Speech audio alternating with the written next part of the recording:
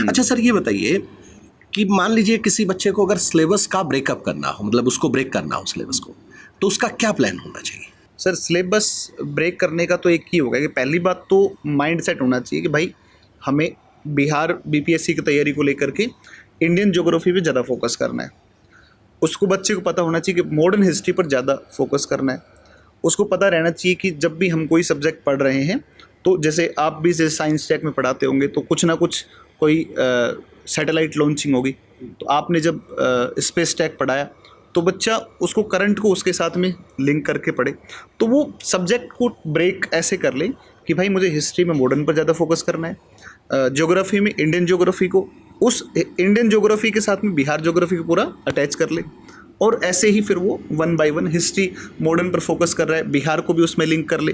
तो अगर वो सब्जेक्ट को जो इम्पोर्टेंट पोर्शंस हैं उनके ऊपर अगर वो काम करके चले बच्चा, तो मुझे लगता है कि वो एक बेटर वे हो सकता है। मेरा एक लाइव एक्सपीरियंस है सर। हाँ।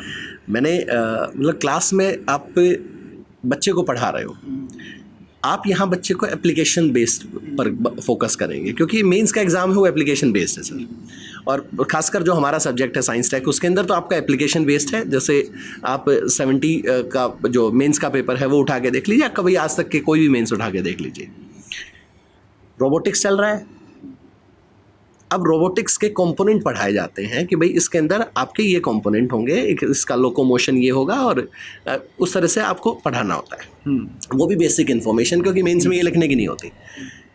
बच्चा ये चाहता है कि सर मेरे को रोबोटिक्स बना करके दिखाएं क्लास में, मेरे को रोबोट क्लास में बना करके दिखाएं।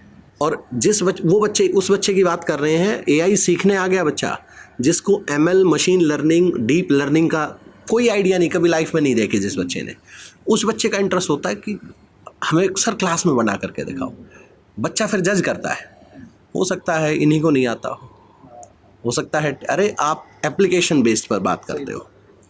यही एक सबसे बड़ा इशू आता है सर कि बच्चे की डायरेक्शन ही चेंज हो जाती है। उसको लगता है कि मैं क्लास में बैठा हूँ, मेरे को तो डीप लर्निंग आना ही चाहिए।